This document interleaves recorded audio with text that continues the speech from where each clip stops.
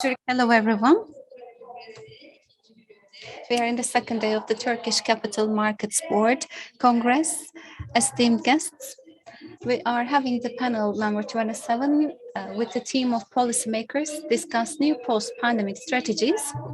And the moderator of the session is the chairperson of Turkish Capital Markets Association, Ibrahim Öztop, and very valuable speakers will be also accompanying us. And I'd like to introduce our speakers to you. In the session, we will be discussing policymakers discuss new post-pandemic strategies. Dr. Ali Taha Koç, Presidency of the Republic of Turkey Digital Transformation Office, Head of the Digital Transformation Office, and Associate Professor Salim Atay, Presidency of the Republic of Turkey Human Resources Office, Burak Dağlıoğlu, Presidency of the Republic of Turkey Investment Office, President. I wish a very great panel to all of you, and I'll give the floor, Mr. Öztop. Esteemed moderator, the floor is yours. Esteemed guests, very valuable participants, welcome to our session called Policymakers Discuss New Post-Pandemic Strategies. Very soon we'll be handling this issue with the esteemed representatives of the Presidency of the Republic, Turkey Digital Transformation Office.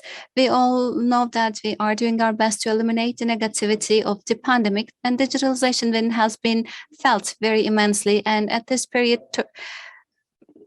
Head of the Digital Transformation Office of the Presidency of the Republic of Turkey. I'll give the floor Ali Taha Koç at the very beginning. So what is the importance of AI technologies for our country? What are the risks and opportunities? And why do we need such a strategy document? Thank you very much. Esteemed guests, very valuable participants, I'm really happy to be with you here. When we talk about AI, we know that it is the most popular technology of our day.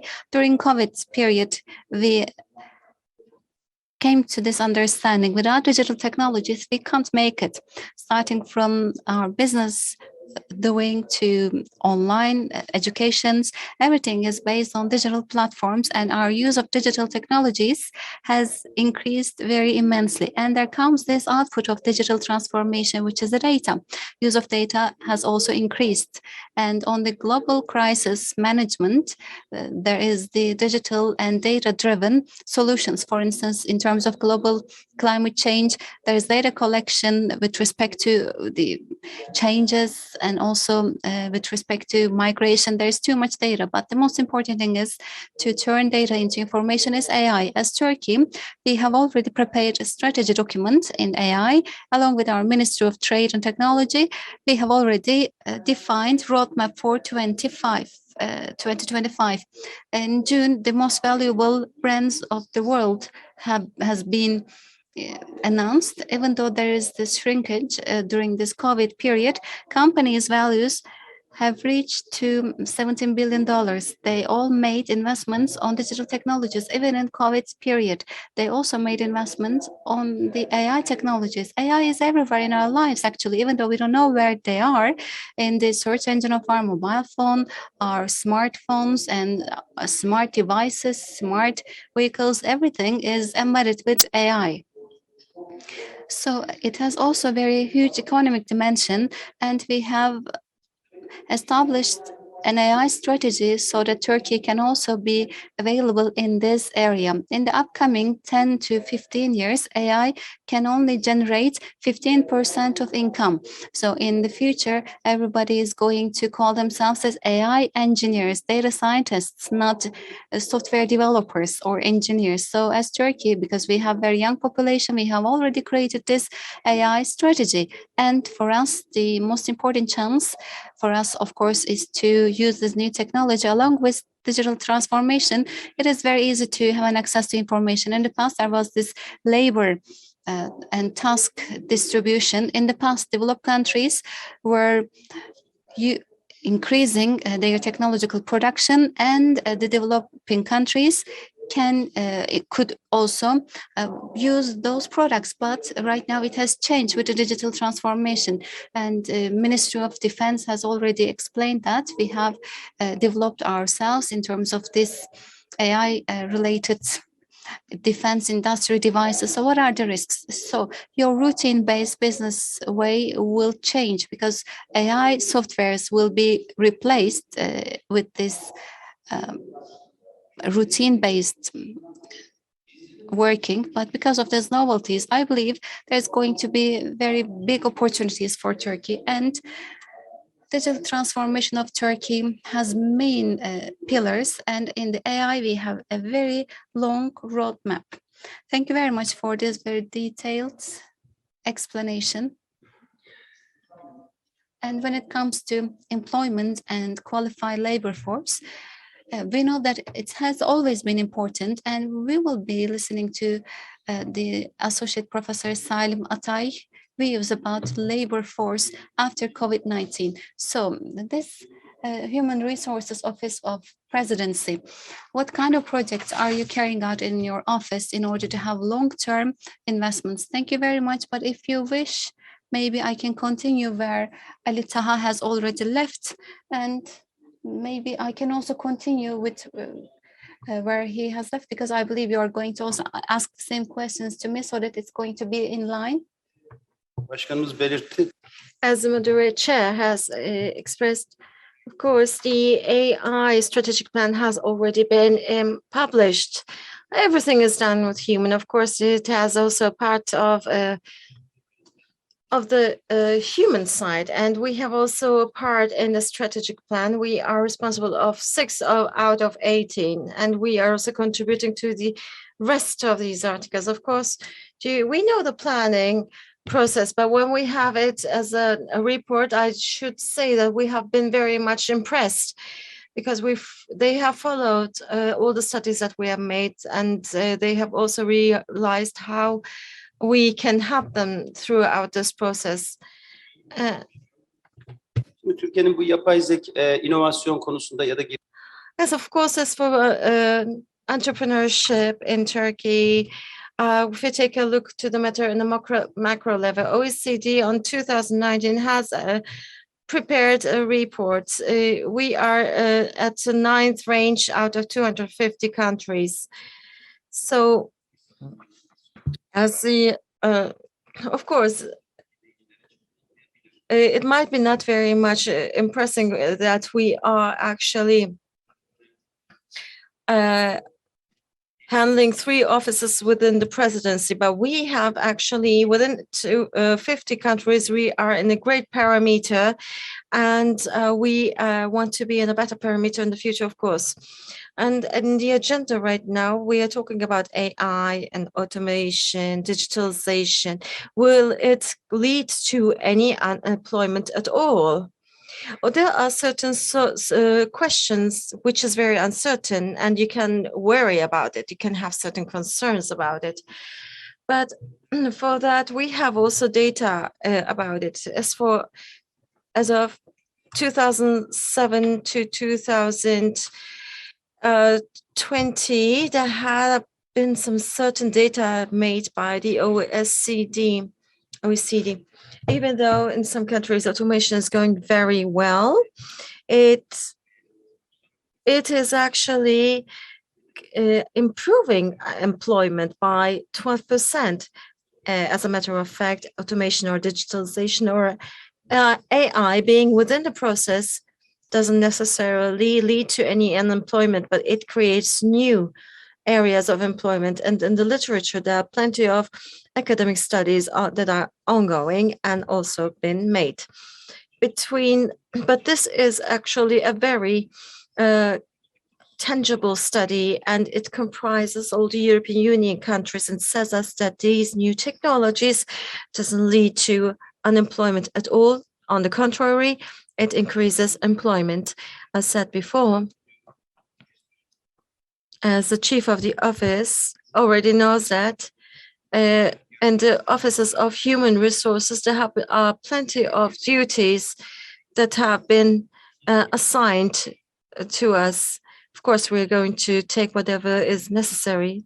And there's also a concept which I should add. As for AI, they call it creative destruction. Maybe you've heard about it. That's true. it is really killing some of the businesses. It's disrupting some of the businesses. And in public and private sector, of course, the quality and the quantity and also the abilities have to be developed to the age of development. In some businesses, there are maybe some certain problems, but it has also a solution. What do we do about this aspect? We have made a very important study about the inventory of human resources in Turkey. And we have this mobility of internship right now. There are 90,000 young people who can have the possibility to be interns in the public and private sector. We have made a pilot study of it. 135,000 students have come and been added to the system, and 90% received an offer from the companies, and 44,000 of these students have been matched with these companies. So we are using all the digital tools. So we have a population of 84 million people. And of course, it is not possible to do any business manually. That is why we are doing all our work with innovative tools on digital platforms. We are using AI as well, indeed. Otherwise, it is not possible to actually deal with so much data. Secondly, how are we going to transform the society and the young people? We have a TV on digital platforms. Maybe you haven't heard about it. For instance, last week we have made a broadcast about Yunus Emre. 4.6 million people watched it. It's totally digital, and in the work we have very young people working on this television. So this YKTV, it is called, and we decided there wasn't actually any kind of a career planning for broadcasting in the universities in the beginning. So right now, more than 200,000 young people have registered, and they are following 14 hours of lessons on the digital platform. Is it enough? No, even your Congress can be reached by many youngsters, not only in Turkey, but also citizens living in abroad as well. That is why the AI does have a lot of support and contribution in that manner. Well, we have started remote learning, and 325,000 staff can get training from this, and the public trainees surpassed 1 million people. And finally, if we do not have that data, if we didn't have this data, we wouldn't know how to take steps. There might be some certain criteria, but then, of course, when the number rises, as a number of universities, around the country, it contributed a lot. In the past, there were universities only in Istanbul, Ankara, and Izmir. The graduates from these metropoles could only have the opportunity to work. But right now, all around Turkey, the business life is ongoing very fast. The reason why is because there are human resources. We have sources there, and everybody can make their investments there. So the people can make actually investments in the rural areas because there are also qualified people living there. So the people that has been actually trained by the academia is checking academia is very helpful. So we have also a mismatch comparison on whether these professional occupations is proper for the graduates that we have at hand. So we say that sometimes there might be also the problems of abilities or the trainings. We can use all studies digital and technology, and on the other hand, we can also act according to the universal norms. And whichever university, from whichever department, what type of abilities and talents is necessary is delivered as an information to the rectorate, saying that so many people are unemployed and this much of students have a mismatch with the capabilities. And in all of our universities, the rectors, the deans, the managers, know they're matching the matching in the market. So we are sending this to each university and to each faculty, saying that just be careful about what type of students you are training, because this is a need of the company. For instance, we are making mobilities of internships, etc. And these are the things that we are doing for a long period of time. And of course, with the help of technology, that transformation is being done as a human resources offices. These tools are done on a minimum national level and still ongoing. Thank you very much, Mr. President. Wonderfully depicted. And actually, you have been talking about the human resources that directly affects the employment, and you wonderfully explained what you have done under the presidency. Yes, and as you know, we know that investment is very much important for a developing country, and that's the reason why we would like to invite Mr. Burak Dağlıoğlu, President of the Republic of Turkey Investment Office. So what are the tendencies of and trends for investment in Turkey? In the developing countries, there are more controlling types of actually investments. And in developing countries, this attribute of the developing countries, what do you think, how it will impact countries such as Turkey? Thank you very much. Tüm seyircilere de tüm katılım. Thank you very much. I'd like to thank all the participants and audience for listening to us. Question that you've asked is very much detailed in one of our national strategies, because as you all know, economic activities within the country, including investment, should be in line with international developments. And on the international investments, global developments have huge impact over these changes. And you mentioned conservative policies. As you have mentioned, Turkey is much more liberal than many other countries. OECD has AFC restrictive list, and Turkey is providing a better and more open environment than many OECD countries for FDIs.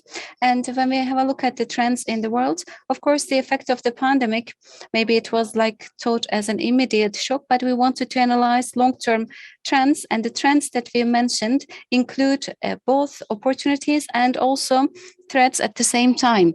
And these conservative policies and regional or geopolitical developments should also be included in the evaluation, because there is this Brexit period and China Belt attempt, and also different trade agreements in different regions of the world, regional economic cooperation platforms. So all of these are very important on the FDI flows. These are main determining factors, and Turkey has been affected positively and negatively, some of them. And there are some other also changes that are taking our attention. Digitalization process, which has started even before the pandemic period, and he has also mentioned its effects on the business enterprises, but digitalization has also changed the FDI world. For instance, underdeveloped countries or developing countries, investments motivation factor could be eliminated, because these investments could just remain in developed countries' economies, or else the FDI assets could be also lightened. So the scale of these investments could be affected directly. So the small scale investments are right now on the agenda. Very critical development in the world. There is this greenfield, the investments from scratch has decreased in number. For instance, in this pandemic process, maybe we can't make a correct benchmarking or comparison, but in the first half of 2021, FDI in the world has recovered. They have entered in recovery period. Maybe we can talk about it later on in a different context, but on the greenfield investments, there is still a decrease. So for Turkey, it must be also a roadmap, and we need to also change our strategies because many countries also change their strategies. As the investment office, we are chasing after many other different investments, but we try to keep our dialogue with investors so that we can have more investments for enlarging. It's not about the expansion of the same product, but expansion towards different product groups and also including different functions of these products. Maybe we can talk about R&D centers and also design offices in Turkey. And also procurement offices should be available in Turkey. And logistics centers, regional training centers must be in Turkey. Regional management centers should be located in Turkey. This is at utmost importance for us. Another important trend is the entrepreneur ecosystem. It has been initiated many years ago, actually, but the entrepreneurs ecosystem, especially in the emerging markets like our economy, has triggered FDI. It has facilitated the basis for it. In Turkey, in the last 1.5 years, 5 companies were included in the $5 billion of appraisal listing. So we have these 5 big companies. They have become unicorns. So, and it has led to many FDI. For instance, $8.9 billion was the investment. So we can talk about 90% increase compared to the first months of the pandemic. And when we have a look at these breakdowns, first and foremost, we can see IPOs and retail and wholesale trade and manufacturing and ICT. So in the first place, we can think of the deliveries, commercial companies, and this on the third part, of course, ICT. ICT shows the technology ecosystem on the production side, both sales and acquisition, and also merging, and on the zero startups. We can talk about new investments. Of course, it's something which could also be approved with some global numbers. Sustainability is an important variety, but these are very comprehensive titles. Maybe we can talk about them later on. There are 2 important issues for Turkey. One includes threat. So for that reason, we need to talk about this, but it's not a threat only for Turkey. In the past, for instance, especially in the developed countries, their investment motivations in developing countries, there was competition advantage and being closer to the market or the resource. But in the past, capital market boards,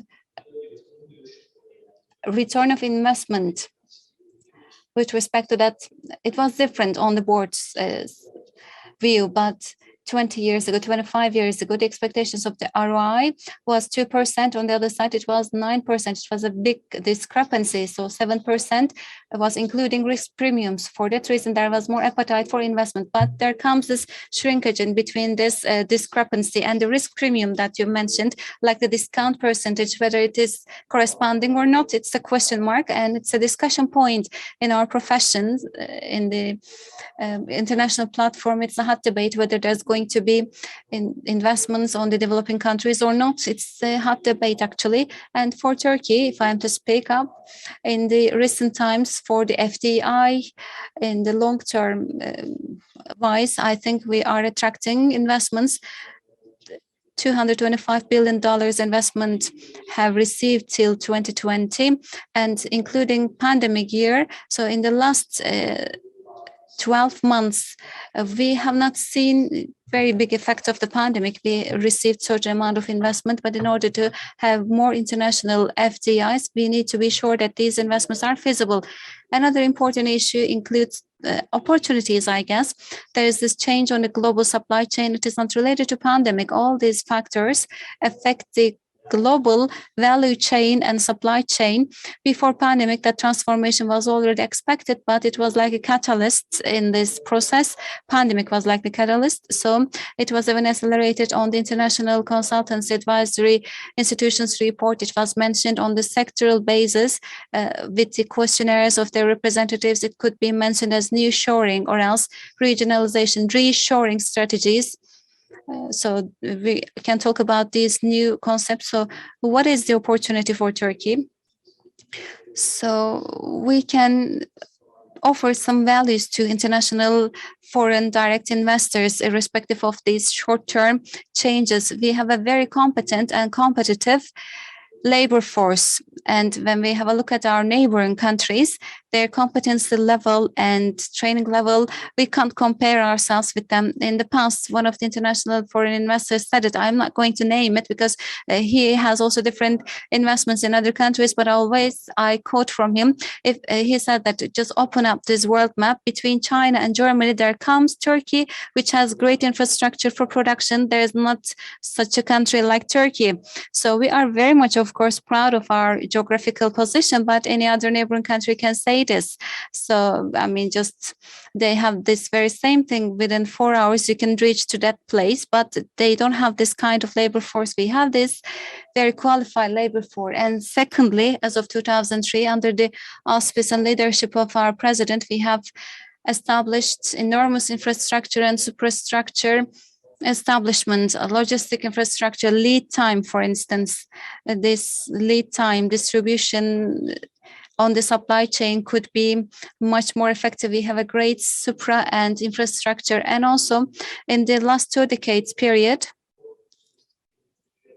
that sophisticated industrial infrastructure, which is integrated to global supply chain, both national and international players have this leverage effect for all of us. And one of the advantages of our country is that we are not dependent on certain resources or sectors. In automotive sector, we've been successfully working since 1960s. On the textile sector, again, aviation, the defense industry, including civil aviation, we have very strong suppliers. Boeing, for instance, 3 years ago, initiated a local supplier development project. Also, home appliances, machinery industry, they are very much settled in our country along with their suppliers. So in that sense, all these changes in the global supply chain, I believe, make Turkey very much attractive and appealing to other countries. Without further ado, I can summarize everything in this respect. Of course, these basic trends have huge impact on FDI. So what we think is that after pandemic period, Turkey is going to get more investments. Thank you very much.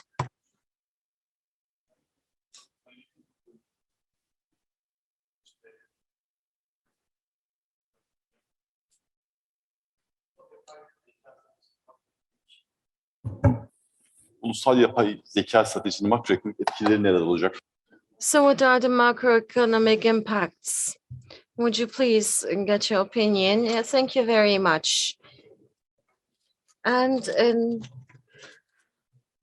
we have made our AI strategy according to the 11th development goal, but we have a national technological goal as well. What we intend to do is to have local and national companies and products. In e-commerce, as you know, we have unicorns. In game sector, we have unicorns. Again, in AI, a Turkon or unicorn $1 million of companies is what we intend to have. And there are 3 important pillars. And one of those pillars is the capability, the ability. Without a human person, you cannot think about an AI, of course. So people say that the AI will take your place. But the AI only happens as much as you give to an artificial intelligence.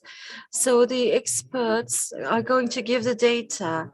It's like you take the flour, you take the data, you convert it into a cake, and that's the reason why we need to have data scientists. The second one is data.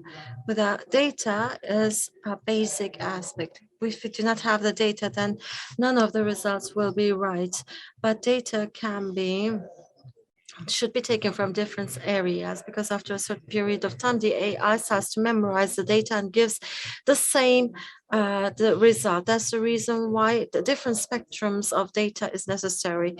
For instance, taking a look in the world, it is already obvious that all the AI projects that have been made in the world, only 20% can be converted into a product. So you're making 5 projects, only two of them can be a product. And the reason why is that because it is not very easy to access to good qualified data.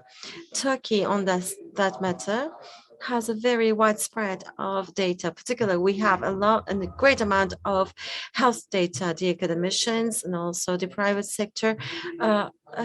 We want to open this data to the private sector and also the academia, because we need this data so that it can be converted into a product. So we have made a data study, and our strategy is converted into a certain database. And on the other hand, we need to have infrastructure. They are being used in really strong graphic cards. And while we are determining the strategies, there are 6 important strategic priorities. And first and foremost of them is we have 24 aims and 290 measures. The main theme is ability and infrastructure. So we definitely need to have an infrastructure for the data, and we need to have also experts to be trained. And since it's a new area, it's quite virgin. There's so many necessities in that area. If you have the human resources, you can have the greatest products. Of course, when we talk about the AI, in order what to do, in order how it's going to spread, we need to have a really good regulation. But of course, a social science and also legal infrastructure is also necessary, because there are also ethical issues. So, for instance, if the AI is making a car accident, what's going to happen? For instance, I'm not driving, but the AI is driving, for instance. Who is going to be responsible? Is it me who is responsible? Is it the engineer who is responsible, or the data set, the company that's making the data set? Who is responsible? The data set is like a child. First and foremost, we need to actually teach something to a child. First, when a child wants so that the child understands what's hard, first of all has to touch it, and then he understands it's hot. But we see that this is how we are going to teach the AI. The autonomous cars, indeed, sometimes when they see the sun, they think it's actually the red traffic light. They cannot distinguish the sun and the yellow traffic light sometimes. And that's the reason why in our strategy, we give very much importance to the ethical point of view. So what to do in that manner? And we have given a very important target. In the end of 2025, we intend to have an employment for 50,000 people, and public. We want to create 1,000 people who is going to work there, because you need to also have employees on the public sector. And we want to have more than 10,000 graduates in this field. And apart from the computer sciences, we need to also have units where the legal aspects are also tackled upon. And on the other hand, we need to have a curriculum for that. And in order to do this, we need to have the academia working on these matters. We need to have certification programs, and on the other side, in the universities, we are developing different types of trainings. And the 5% of our GDP is going to be realized with AI. Taking a look to the world, in 2030, there's an ecosystem of $15 trillion, and this is 5% for Turkey, and I guess it can be met, and actually we can reach that target. And we also have to say that the greatest contribution that the AI can do is that first and foremost, we'll be having our products and the productivity in our business flow will be better. And our engineers, rather than doing the routines, will deal with more innovative, more added value work. So it will indirectly impact the economy, we believe. And if we can actually realize if we can actually create the interventions of AI, I believe that we can actually implement everything that we are seeking for. Hopefully, we can do it. Hocam, insan kaynakları ofisi olarak nitelikli uluslararası doğrudan yatırımı Türkiye'ye kazandırmak için gerekli olan nitelikli insan kaynağını geliştirmek. So what kind of a project are you planning right now? As you all know, there is this automation concern. So what about the technological developments? And okay, now Human Resources Office of the Presidency has been appointed with 3 tasks with respect to FDI. One of them is what kind of a qualification is needed for FDI? What is the talent set which is needed in FDI? And what is our situation? What should we do? So for about that, actually, we have already drawn a roadmap of Turkey. Our investment office knows every detail with respect to our country's investment points. So wherever investment is needed, we can provide the relevant information. And second of all, this is very much related to how we did this. Like I've mentioned before, and there are some international standards and about that. So by taking them as reference, 22 different talents and in 4 different levels, everything has been defined, and we have this talent structure and talent map of Turkey. And secondly, yes, we have this talent map, okay, and we have to also win, right?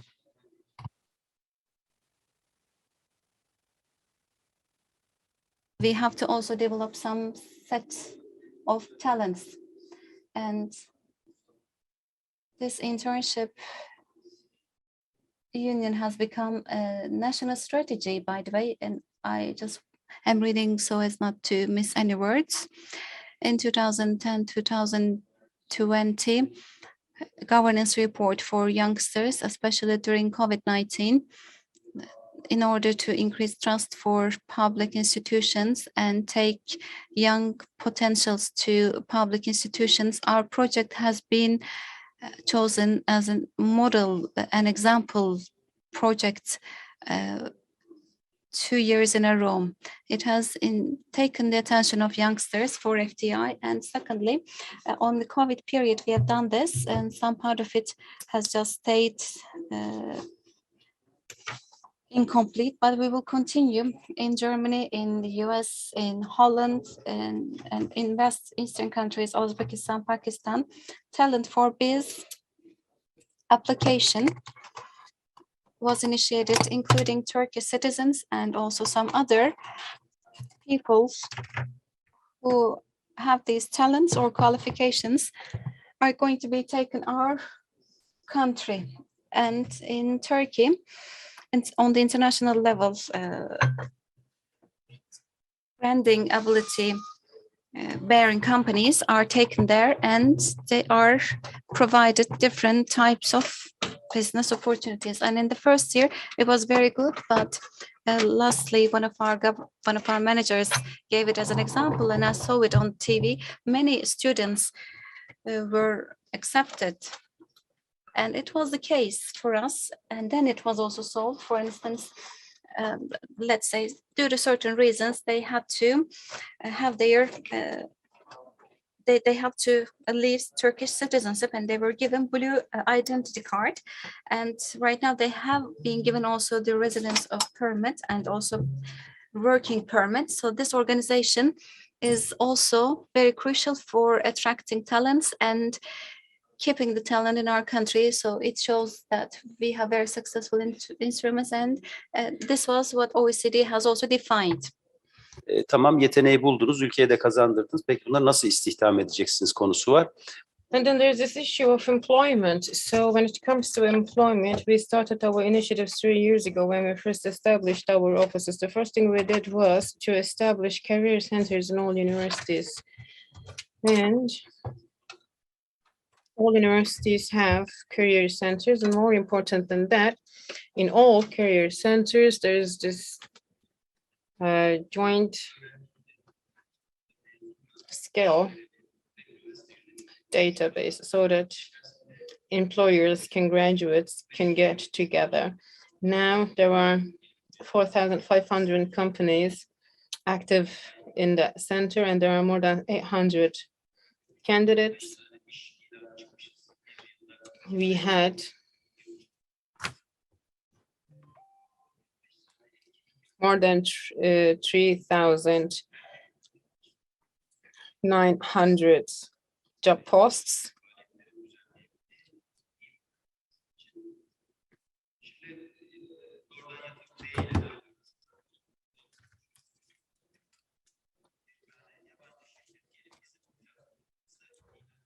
Ya But then what is the relevance with foreign FDIs? Like I said, there were thousands of job posts. Some were looking for investment advisors and so. But what's important here is to set location and focus on specific regions, and it's quite easy. Yes, there are many HR websites and so, but students or fresh graduates would find it as a great example. And in spite of all the pandemic and everything, this platform was quite active. So we want to make sure that we can provide high-skilled human resources, and we have the potential because we have the necessary skill sets, we have the tools, we can find the talents. And like I said, we have all the tools and means ready. The only thing that is left is to invest. Thank you. And Mr. Daloğlu, with your permission, I would like to ask you where you are. And with my capital markets hat, I want to ask whether you will take further steps in this regard. Well, my official duty circles around foreign direct investment, but of course we have many sector collaborations and venture capital and private equity, plus real estate securities.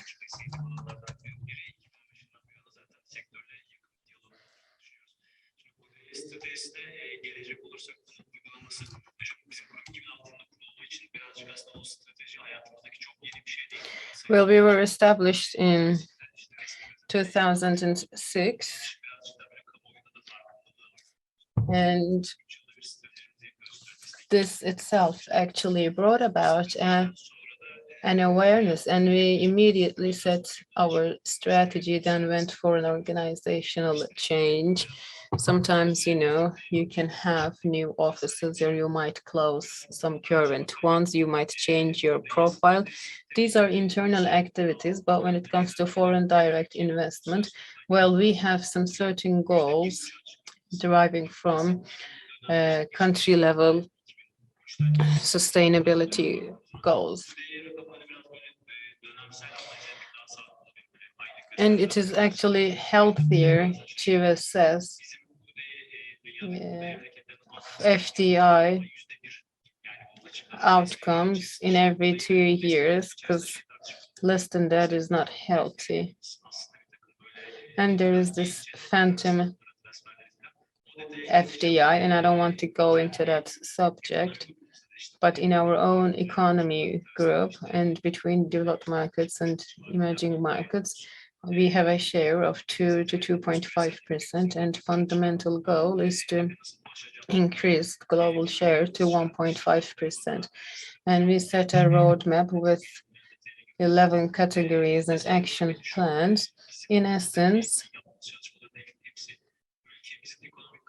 all that we do is to support our country's development through a global vision. We don't have an independent agenda. We have a goal to contribute to the development of our country. And of course, we need to bring a positive contribution to current account and technology.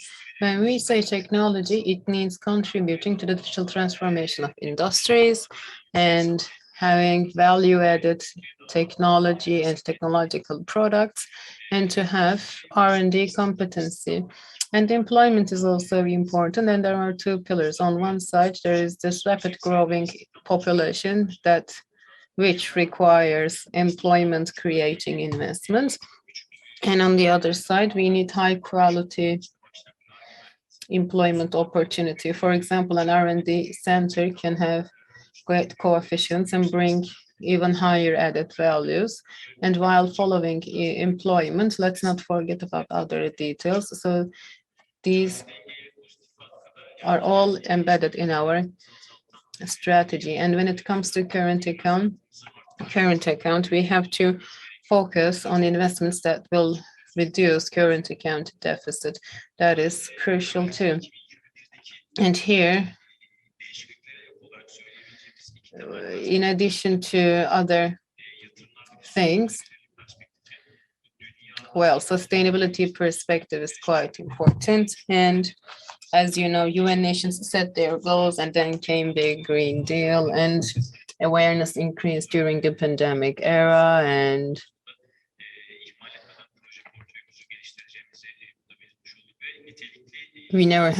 we shouldn't forget all the important capabilities that we can gain.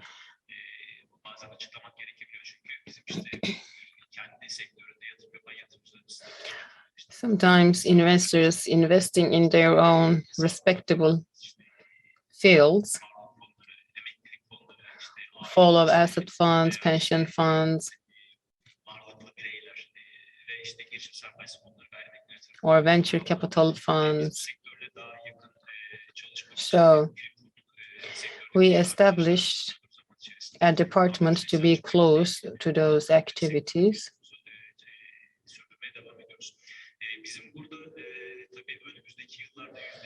And in the coming years, like I said, we have set a global target to reach 1.5%.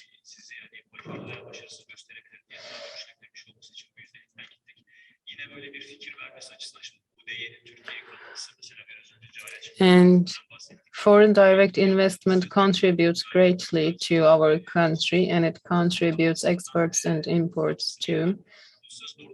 And FDI is a great instrument to finance current account deficit. Almost 40% of CAD was financed through FDI. So FDIs have a great effect on our payment balances. And in the future, we plan to continue to focus on a healthy current account deficit financing. We want to bring it to a zero and go to the surplus side. And looking at the global developments,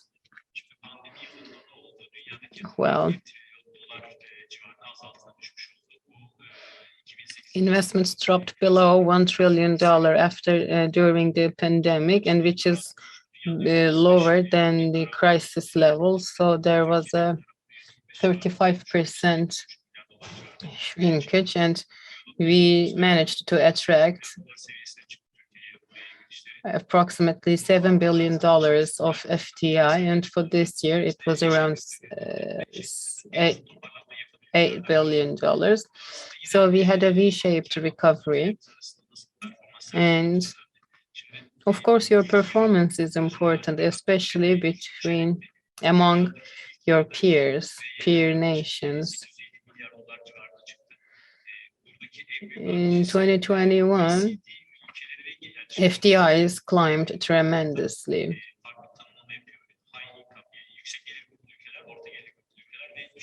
And UNTAD has high, mid, and low income country categorization. And when you look at the high income countries, which means investment attracting countries, had 110% of an increase in FDIs. USA had a 90% increase, and Turkey again had a 90% increase.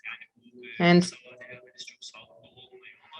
that is why I said short-term analysis are not good for FDI, but our recovery story was quite rapid, and FDIs supported us tremendously in this manner. And our annual average is 12.5. So by the year end, I believe that our annual average will be passed, and it will show that Turkey had a great FDI recovery thanks to FDIs. Mr. Burak, thank you so much. And this is our final round.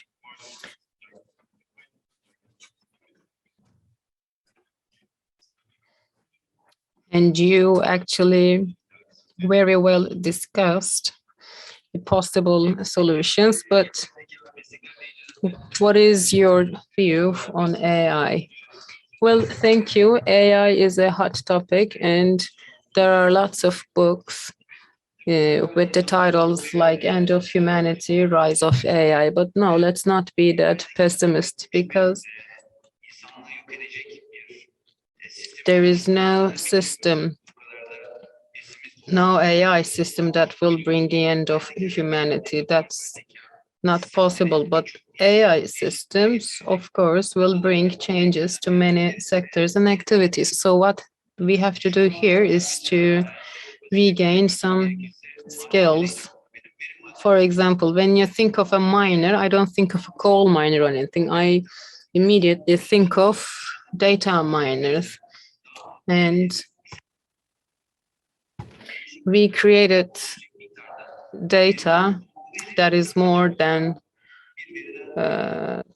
had been created in the last 30 years, but they have to turn into something valuable. So we need data engineers. But what is the real picture? For example, Gazi University and us started a project, and over there with all the professors, we tried to come up with an AI algorithm through MRI screenings. Radiologists and surgeons actually labeled the data. We didn't do anything. So one of the most important aspects of AI is that it requires interdisciplinary work. So now doctors have to know a bit about engineering, and then engineers must know a bit about what doctors do. So how do you get an image? How do you understand whether there is bleeding in an image or not? And we started similar projects in agriculture. For example, yield or pest control. You can benefit from AI in those domains as well. So remember, back then, every person had to know a foreign language, but now every first person needs to know a bit about code, and it might be Python or other softwares. All people need to know a bit about it. And think of the industrialists or operators. They have to know AI so that they can make the most out of AI. And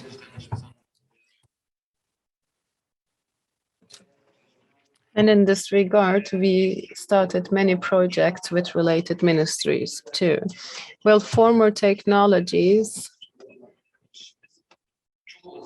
will not leave their position to dark, cold factories or anything gloomy.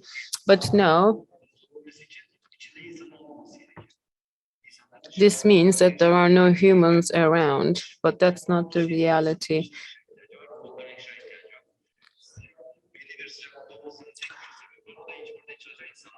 Well, factories might be dark because humans actually need daylight, and factories inside might be cold because humans need some certain warmth. But still, we would need developers to have cutting edge AI systems. So all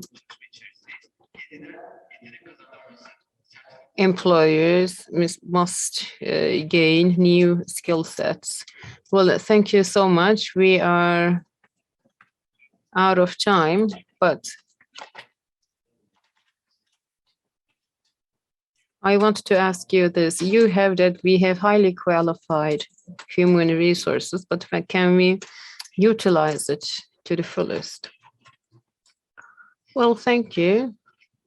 Most of our tools are carried out over our inventory. If you lack such an inventory, then what we will say will just be mere projections and nothing else. For example, Ministry of Internal Affairs have address-backed data collection, or the Board of Higher Education or the Social Security Institution data was merged, and it gave us data that was more than 3 billion lines long. And now we can see a lot of things. So like I said, we talked about a skill set map. This is active in 81 cities and more than 400 districts. When you look at the map, you can see all the details, and you can see that 22 different skills coming forward. But without such an inventory, this could not be possible. Like I said, I'm not just talking about big metropolitans, but small district towns. And we can follow 68 parameters to enrich this inventory, and we can make selections, and we can merge data, and 17 ministry and the staff general directorate has access to this inventory. They have this machine that is collected to the main machine, and they can reach out to all sorts of data, and they can make plannings in their respectable ministries. And some ministries are still at the learning phase of it, but we couldn't make it possible without an inventory. And in order to make it more convincing, let me tell you this. Before arriving in the hall, I asked my friend to check March 22 and February 2021. I wanted to see the employment picture between those dates. Looking at the wholesale and retail, we saw a 6% increase. We saw a 12% increase in production, construction 26%, transportation and storage had a 44% of unemployment increase. And data comes from Social Security Institution. This is not just a survey, or this is not a survey for individuals or so. This is data coming direct from the Social Security institutions. And so who knows about this? The government knows about this possibility, and ministries are also aware of it, and they can benefit from this. And the second thing is that after next week, we will get together with more than 400 companies. We will have series of meetings. Our office is at Mabeyne Palace, and we will invite all the companies. And we first had a meeting back in 2019 with human resources directors of high-cap companies, and they knew about such a meeting, and we will continue those series of meetings. And as the Human Resources Office of the Presidency, we want to introduce those tools and inventory to those companies so that they can benefit from such a great initiative. Well, thank you so much. But even though we are out of time, I still want to ask a question to Mr. Burak. So what are your last remarks? Well, we're working and monitoring closely the financing situation. We just prepared the development roadmap, and we had another preparation for an investor roadmap so that we could determine all the potentials. and we are a member of the Global Steering Committee too. And